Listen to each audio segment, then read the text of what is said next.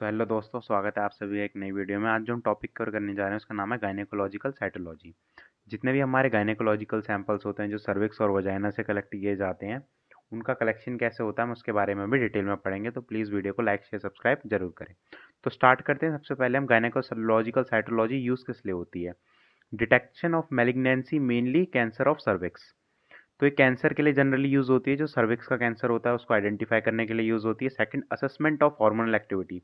जितनी भी hormonal activities होती हैं फीमेल्स के अंदर, जो प्रोजेस्टेरॉन और एस्ट्रोजन के लेवल्स होते हैं, उनकी एक्टिविटी को मेजर करने के लिए भी गायनेकोलॉजिकल साइटोलॉजी यूज़ की जाती है। थर्ड है identification of vaginal infection and inflammatory condition.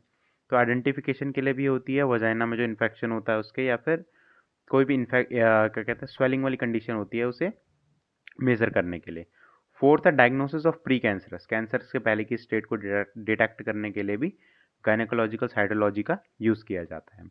Gynaecological cytology sample is usually collected by gynaecologist और ट्रेंड नर्स। जो गायनेकोलॉजिस्ट होते हैं और ट्रेंड नर्स होते हैं, उन्हीं के द्वारा ये सैंपल जनरली कलेक्ट किया जाता है। कलेक्शन डिवाइस कौन कौन से यूज़ होते हैं इसमें गायनेकोलॉजिकल सैंपल को निकालने के लिए। फर्स्ट है वुडन स्पैचुला। स्पैचुला हमारी जो चम्मच हम यूज़ करते हैं सेम उसी की तरह होता है, चीपर होता है, इजी टू यूज़ होता है, सेल्स में भी अटैच टू वुड। तो जो ये क्या होता है, जनरली वुड वाले पार्ट में क्या होते हैं, सेल्स अटैच हो जाते हैं, जिसकी वजह से वो हमें, जो हम स्मीयर बना रहा है उसके बाद, वो हम उसमें हमें हमें नहीं मिल पाते हैं।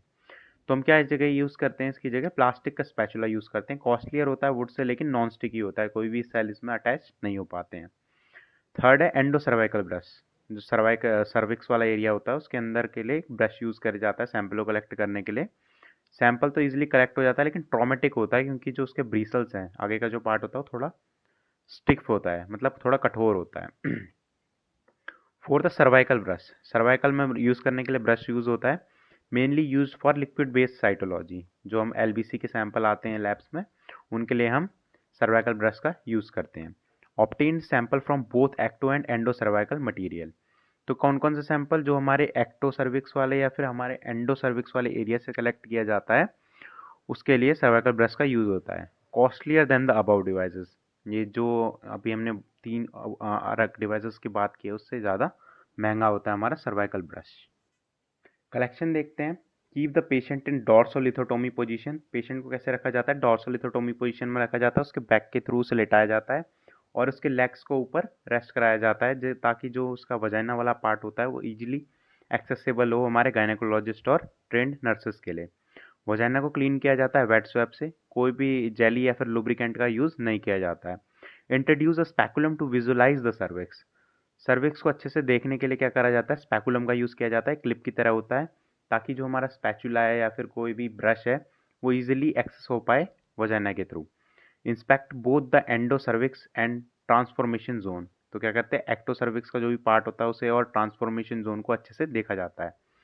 जो एक्टो सर्विक्स होता है वो स्मूथ पिंक कलर का होता है और ओपेक होता है, और जो एंडो सर्विक्स वाला पार्ट होता है वो डार्क पिंक होता है। अब देखते हैं हम स्मीयर कैसे बनाते हैं। सबसे पहले कन्वेक्शनल स्मीयर का मेथड देखते हैं। ब्रूम और स्पैचुलाइज का यूज़ किया जा सकता है, किसी भी एक चीज़ का यूज़ करते हैं। Insert the spatula with the vagina so that the tip of spatula fit with the outline of the cervix. तो क्या करना है, स्पैचुला को अंदर डालना है वजाइना के, ताकि जो स्पैचुला है वो फिट हो जाए, आउटर आउटलाइन है सर्विक्स के, उसमें जाके वो फिट हो जाए। फिर रोटेट करना है स्पैचुला को कंप्लीटली उसके अंदर, और फिर उसे आराम से निकाल लेना है बाहर। और फिर सैंपल को किस में डालना है, स्पैचुला से ग्लास स्लाइड में लगाना और इमीडिएटली फिक्स कर देना है 95% इथाइल अल्कोहल से। ये हो गया हमारा कन्वेक्शनल स्मीयर बनाने का मेथड। नेक्स्ट हम देखेंगे एलबीसी प्रिपरेशन के लिए। एलबीसी मतलब लिक्विड बेस्ड साइटोलॉजी प्रिपरेशन के लिए सर्विक्स ब्रश का यूज़ करते हैं।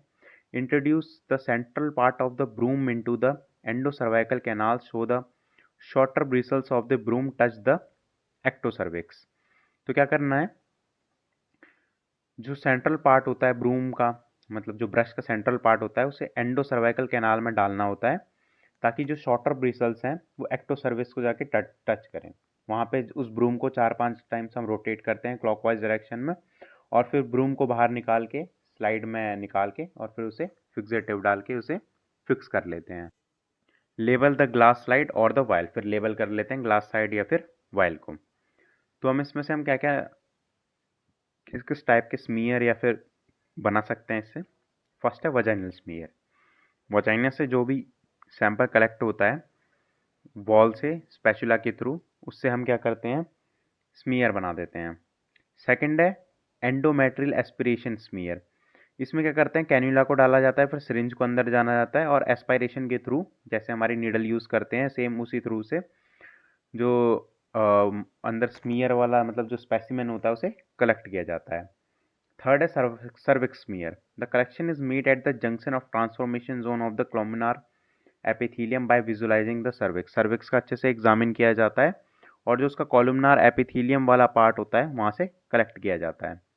The spatula is inserted by the speculum into the cervical and rotated 360 degree. Speculum वही क्लिप्स का यूज़ करा जाता है, क्लिप्स की तरह वो इंस्ट्रूमेंट होता है और फिर से स्पैचुला को सर्वाइकल तक डाला जाता है और फिर रोटेट किया जाता है 360। फिर उसके बाद सेम मेथड है, उसे ग्लास में निकाल के फिक्स कर लिया जाता है।